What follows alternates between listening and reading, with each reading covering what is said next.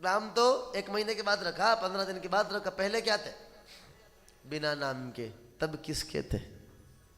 कहां से आए, कहां जाओगे? तो लिस्ट बना रखी है आपने। बस 21 तारीख को निकलेंगे, 22 को जनकपुर, 23 को गोरखपुर, 24 को घर, उसके बाद वहाँ जाएंगे, फिर वहाँ जाएंगे, 30 तारीख को वहाँ जाना है, 4 को वहाँ जाना है, 9 को वहाँ जाना है। सब ने लिस्ट बना रखी है। उस लिस्ट में लिख दो किसी कोने में कि एक दिन मसान में भी जाना है। लिख दो एक दिन। हाँ, और सब जगह जाना कैंसिल हो जाएगा, लेकिन मसान में जाने वाली यात्रा कैंसिल होने वाली। वहां तो जाना ही पड़ेगा, जबरदस्ती ले जाएंगे, जाना पड़ेगा। इसलिए रोज याद रखो, क्या एक दिन जाना है। तो जाना है तो तैयारी रखो। अब काठमांडू आना है तो सबने तैयारी कर रखी, बैग रख रखे, सब पहले से ही तैयारी कर रखी। 15 दिन से तैयारी चल रही है। तो जब 5 दिन के लिए कहीं जाना है तो 15 दिन पहले से तैयारी शुरू कर दी। जहाँ हमेशा हमेशा के लिए जाना है, वहाँ की क्या तैयारी है? वहाँ की तैयारी का नाम ही है शिव महापुराण की कथा। बोलो शिव महापुराण की जय हो। महादेव आनंद से समाधिस्थ हो गए। और यहीं तारकासुर नाम का एक राक्षस है। उस तारकासुर को जब पता चला कि महादेव समाधि में चले गए, अब महादेव जल्दी उठने वाले नहीं है, और अब शिव जी ने कह दिया हम शादी नहीं करेंगे, तो तारकासुर ने ब्रह्मा का तप करके ब्रह्मा से वरदान ले लिया, हमको अमरता दे दो। ब्रह्मा ने कहा अमरता तो नहीं मिलेगी, कुछ और मांग। तो उसने कहा मेरी मृत्यु हो तो केवल शिव के पुत्र से हो, वरना मेरी मृत्यु नहीं हो। केवल शिव के पुत्र से मृत्यु हो, वरना नहीं हो। ब्रह्मा ने कहा तथास्तु। जब इसको पता चला कि महादेव की तो शादी होने वाली नहीं है, वो तो समाधि में बैठे हजारों लाखों करोड़ों साल बैठे रहते हैं, तो ये उत्पात मचाने लग गया। जब दुष्ट व्यक्ति के पास संपन्नता आ जाती है, सामर्थ्य आ जाता है, तो वो सज्जनों को कष्ट देने लग जाता है। अपने प्रभाव का हमेशा अच्छा उपयोग करो, सदुपयोग करो, दुरुपयोग नहीं। अपने प्रभाव का सदुपयोग करो, और अपने प्रभाव का सदुपयोग क्या है? सबका कल्याण। कार्यक्रम हमारा है, आरती हमारी है, पर हम बोलते हैं सर्वे भवन्तु सुखिनः, सब सुखी हो, सर्वे सन्तु निरामया, सब स्वस्थ। अरे भाई, हम सबके कल्याण की कामना करते हैं, मैं सुखी हो जाऊं ऐसा नहीं। तो भगवान से जब मांगो तो ये मत मांगा करो कि मुझे सुखी करो। क्या कहना? भगवान सबको सुखी करो। क्या बोलना है? बोलो। हाँ, और साथ में बोल दो शुरुआत मुझसे करो। क्या बोल दो? भगवान सबको सुखी करो, शुरुआत बस, शुरुआत मुझसे। प्रारंभ में मैं, मेरा नंबर पहले, बस। सबको आनंद दो, लेकिन शुरुआत इतना तो कर सकते हो, केवल मेरा ही करो ऐसा नहीं चलेगा, सबका करो, पर शुरुआत मुझसे करो। एक व्यक्ति ने तप किया, भगवान शंकर की उपासना करी, महादेव जी की तपस्या करी, महादेव जी प्रसन्न हो गए। वरदान तो उसने बहुत वरदान की लिस्ट लगा दी, ये वरदान वो वरदान। तो महादेव ने कहा इतने वरदान तो मैं कैसे दूं? एक घंटी दे दी, तुझे जो भी चाहिए मन में विचार करना और घंटी बजा देना तो तेरे सामने प्रकट हो जाएगा। पर कहीं तो दुरुपयोग न कर ले, इसीलिए भगवान ने कह दिया कि तू जो मांगेगा तेरे पड़ोसी को डबल मिलेगा। बांध दिया भगवान ने, ताकि फालतू चीज नहीं मांगे। कुछ भी मांग, अच्छा आदमी घर क्यों बनाता है? पड़ोसी को दिखाने के लिए। अपना काम 2 मंजिल में चल रहा है, पर उससे ऊपर एक मंजिल होना चाहिए, इसलिए एक और मंजिल बनाओ। सुंदर कलर किस लिए? अंदर तो ऐसा ही पोत दिया, बाहर देखो आप दीवार पे सुंदर कलर किसके लिए? वो दिखाने के लिए, इनके नाक काटने के लिए जोरदार मकान बनाया।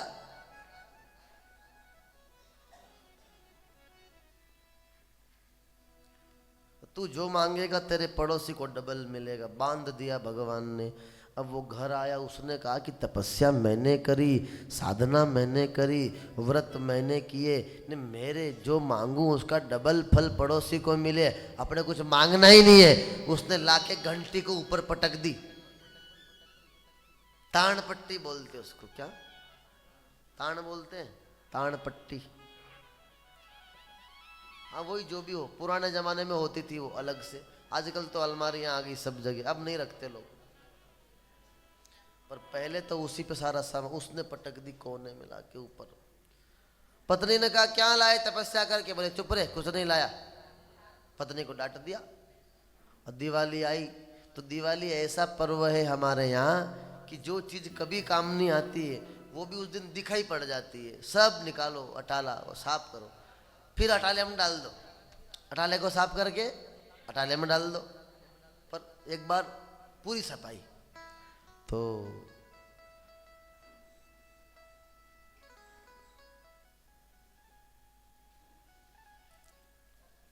पत्नी दिन भर से थकी हुई है, दिवाली की सफाई करते करते मन में आ रहा है कोई 5 पकवान लेके आ जाए तो बढ़िया रे। इतने में घंटी हाथ में आ गई, उसको साफ करने लगी। मन में 5 पकवान चल रहे थे और घंटी साफ करते करते बज गई एक बार। तो घंटी बजी तो क्या हो गया? 5 पकवान की थाली प्रकट हो गई। लेकिन पड़ोसी के 2 थाली आ गई, डबल। इसने कहा यह बड़ी जोरदार घंटी है, जो मांगो जो। फिर करके देखा, हमारे छोरा के साइकिल आ जाए तो पड़ोसी के,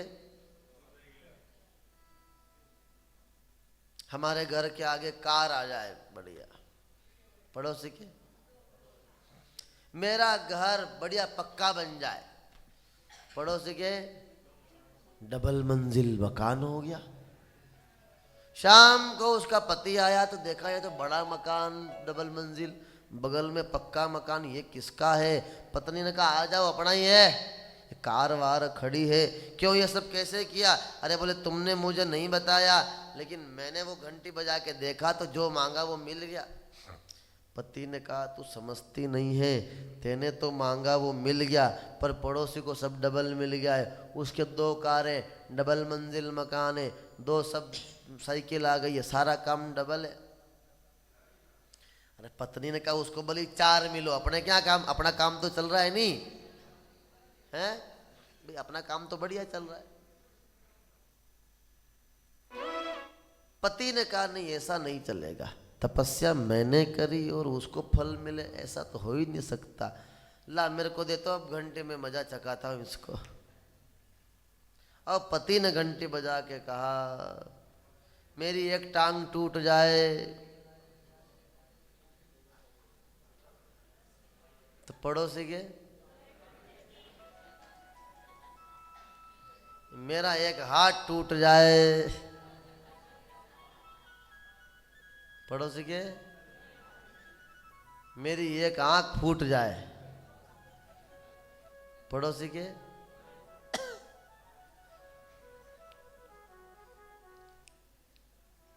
मेरे घर के आगे एक कुआं खुद जाए पड़ोसी के। बेचारे के 2 आंखें भी फूट गई, 2 पैर भी टूट गए, हाथ भी टूट गए, ने घर के आगे 2 कूड़ा, तो वो तो धड़ाम से। तो अपने प्रभाव का दुरुपयोग तारकासुर ने भी यही किया। महादेव का बेटा है ही नहीं और मुझे कोई मारेगा नहीं और महादेव शादी करेंगे नहीं, इसलिए तारकासुर ने उत्पात मचाना शुरू कर दिया।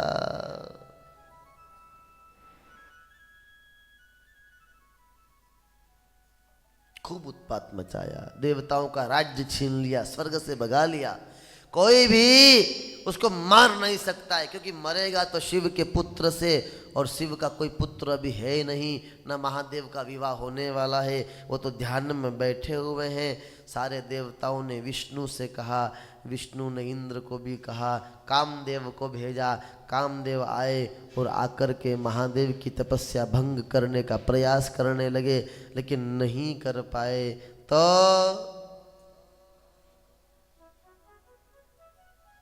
कामदेव ने अंतिम हथियार पुष्प का बाण महादेव के हृदय में लगाया। जैसे पुष्प का बाण हृदय में लगा तो महादेव को सती का चिंतन हुआ और सती का स्मरण हुआ, तो महादेव के नेत्र खुल गए। नेत्र खुले तो कामदेव को देखा भगवान शिव क्रोध में, और क्रोध में जैसी तीसरा नेत्र खोला तो कामदेव जल कर के भस्म हो गया। बोलो शंकर भगवान की जय हो। सारे देवता आ गए, महाराज इसकी गलती नहीं, हमने भेजा था। क्यों भेजा?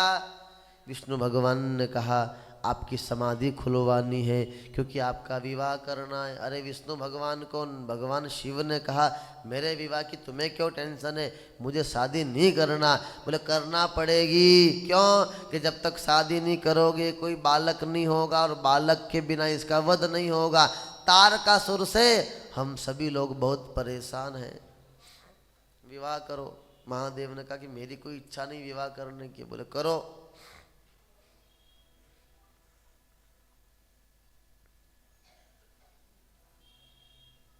एक दिन वैकुंठ में बुलाया महादेव को, समझाया विष्णु भगवान ने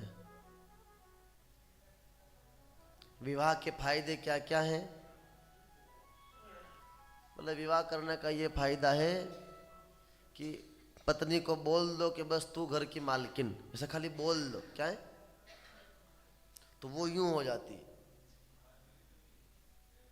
और फिर ये है कि सारा काम करती दिन भर मशीन की तरह लगी रहती है। उसको यूं बोला करो सब्जी बहुत अच्छी बनाती है, हमारी बहू सब्जी इतनी बढ़िया बनावे, सब पूछो ही मत।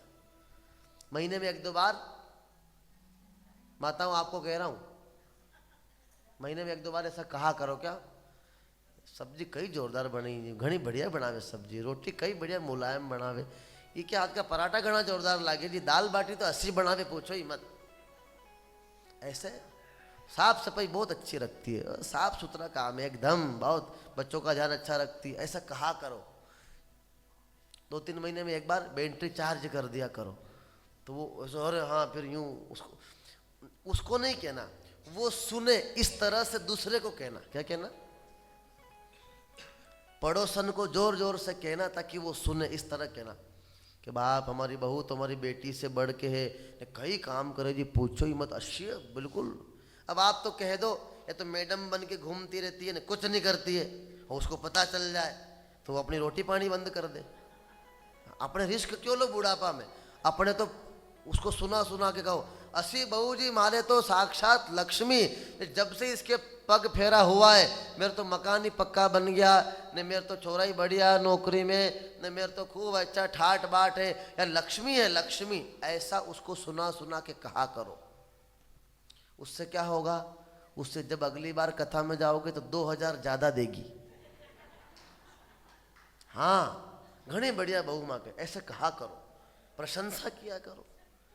तो विष्णु भगवान समझा रहे महादेव को कि देखो सुबह उठती है, सब काम करे, भोजन बनाए, बर्तन मांजे, चाय बनाए, पोछा, कपड़ा धोए, पर्दा, खिड़की, दरवाजे सब साफ सफाई करे, सबका ध्यान रखे, जो आए जिसको चाय बनाए, भोजन बनाए, खिलाए पिलाए, फिर सो जाए, मतलब सारा ही काम कर लेती। खाली यूँ कहा करो क्या, बस तू जाने न थारो काम, जो घर थारो है, बस जो घर थारो है, बस और ज्यादा कुछ नहीं।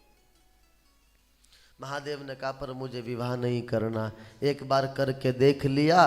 वो सती ऐसी पत्नी मिली कि मेरी बात ही नहीं सुने। मैंने कहा कि राम भगवान है, प्रणाम कर, बोले नहीं करूं। मैंने कहा पिता के वहां नहीं जाना, बोले मैं तो जाऊं।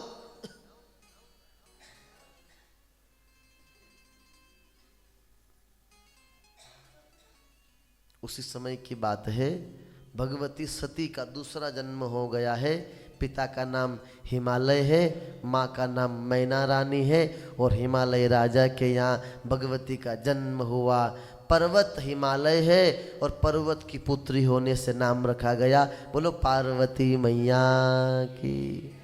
और जो दूसरे बच्चे पैदा होते हैं वो रोते हैं बहुत।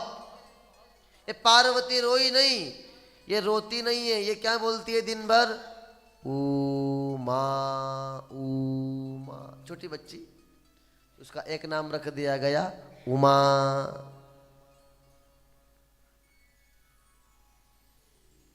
हमारे यहां सांवरा को सांवरिया कहते हैं। क्या? हाँ, गगरी को गगरिया कहते हैं, है ना।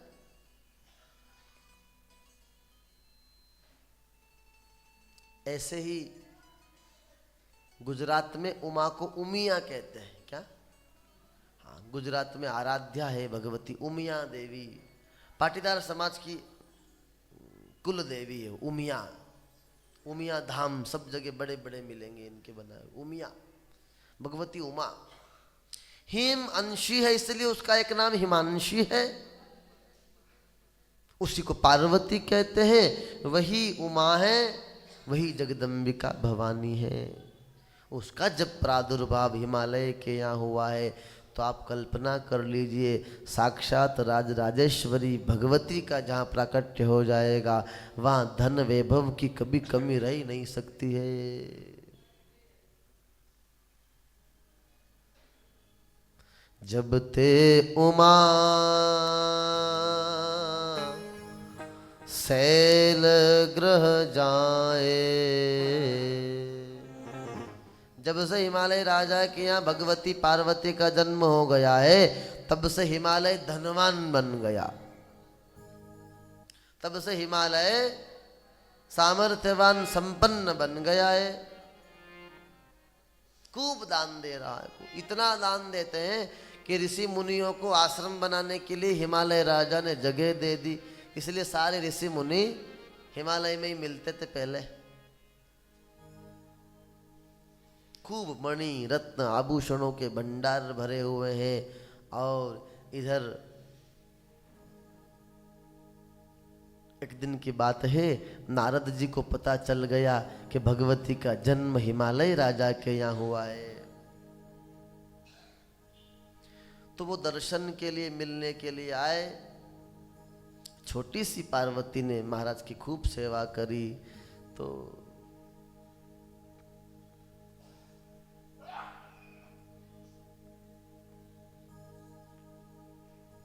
महाराज हिमालय ने नारद को कहा कि महाराज मेरी छोटी सी कन्या है, इसका जरा हाथ तो देखो, इसका भविष्य तो बताओ।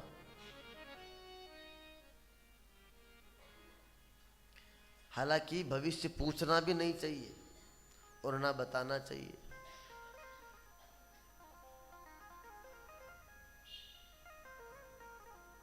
विश्वास अपने कर्म पे रखो। कोहू न काहू सुख दुख कर दाता, निज कृत कर्म भोग सब भ्राता। दुख भी आ रहा है, कोई नहीं दे रहा है, स्वयं का कर्म है। और सुख भी आ रहा है तो इसलिए किसी को दोष नहीं देना और ज्यादा चक्कर में नहीं पड़ना। हाथ दिखाओ, कुंडली दिखाओ।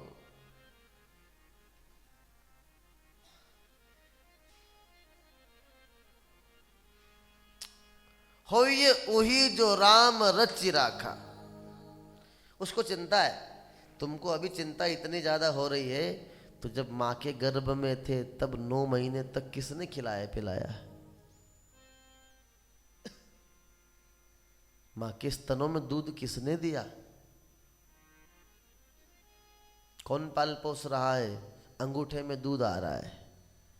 कमी हुई, अंगूठा पकड़ के चूस लेगा बालक। कौन दे रहा है? भगवान दे रहा है, वो देने वाला। जिसके कहने से ये पानी गिरता है, जिसके कहने से हवा चलती है। एक लाइट बल्ब जला लो छोटा सा, हर महीने बिल भरना पड़ेगा। करोड़ों करोड़ों वर्षों